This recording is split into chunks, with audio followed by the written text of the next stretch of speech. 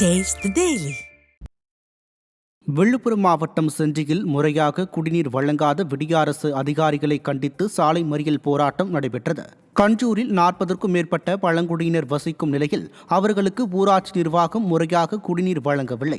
இதனால் ஆத்திரமடைந்த அப்பகுதியினர் காலி குடங்களுடன் செஞ்சி ஊராட்சி ஒன்றிய அலுவலகத்தை முற்றுகையிட்டு போராட்டம் நடத்தினர். அவர்களிடம் செஞ்சி வட்டார வளர்ச்சி அலுவலர் அலட்சியமாக பேசியதால் ஆத்திரமடைந்த பழங்குடியின மக்கள் கிருஷ்ணகிரி புதுச்சேரி நெடுஞ்சாலையில் மறியலில் ஈடுபட்டு விடிய அரசிற்கு தங்கள் கண்டனத்தை வெளிப்படுத்தினர்.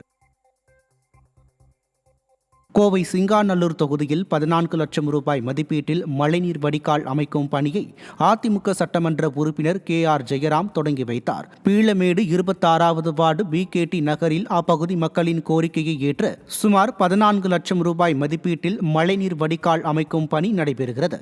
இதற்கான பணிகளை சட்டமன்ற உறுப்பினர் KR ஜெயராம் பூமி பூஜை செய்து துவக்கி வைத்தார். அதைத் தொடர்ந்து பீளமேடு பகுதிகளில் சமீப காலமாக அதிகரித்து வரும் குற்ற செயல்களை கருத்தில் கொண்டு நவீன கண்காணிப்பு கேமராக்கள் பொருத்தப்பட்டு உள்ளது. இதனை மக்கள் பயன்பாட்டிற்கு தொடங்கி வைத்த அதிமுக சட்டமன்ற உறுப்பினர் நேரில் ஆய்வு செய்தார். தூத்துக்குடி மாவட்டம் சாத்தான்குளம் அருகே சாலையை ஒட்டி பள்ளம் தோண்டப்பட்டு வருவதால் விபத்து ஏற்படும் அபாயம் எழுந்துள்ளது.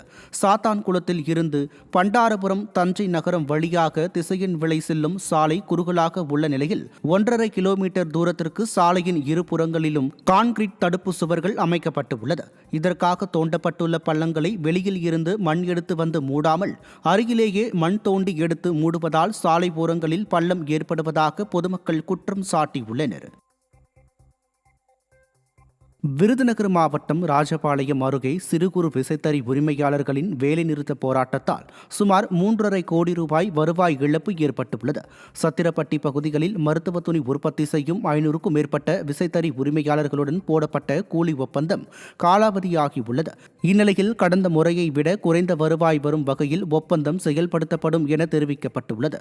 இதற்கு எதிர்ப்பு தெரிவித்து 11வது நாளாக விசைத்தறி உரிமையாளர்கள் காலவரையற்ற வேலைநிறுத்த போராட்டத்தில் ஈடுபட்டதால் 5000த்திற்கும் மேற்பட்ட தொழிலாளர்கள் கடுமையாக பாதிக்கப்பட்டனர். திண்டுக்கல் மாவட்டம் கொடைக்கானல் அருகே கோடை விழாவை முன்னிட்டு காத்தாடி திருவிழா தொடங்கியுள்ளது. கொடைக்கானலில் தற்பொழுது கோடை சீசன் தொடங்கியுள்ள நிலையில் சுற்றுலா பயணிகளின் வருகை நாளுக்கு நாள் அதிகரித்து காணப்படுகிறது. இந்நிலையில் சுற்றுலா பயணிகளை கவரும் விதமாக மேல்மலை கிராமம் மன்னவனூர் பகுதியில் முதலாக காத்தாடி திருவிழா தொடங்கப்பட்டுள்ளது. வியாழன்கிழமை தொடங்கிய காத்தாடி திருவிழா வருகிற 25ஆம் தேதி வரை நடைபெறவுள்ளது. இதனை சுற்றுலா பயணிகள் ஆர்வமுடன் கண்டு ரசித்து புகைப்படம் எடுத்து மகிழ்ந்து வருகின்றனர்.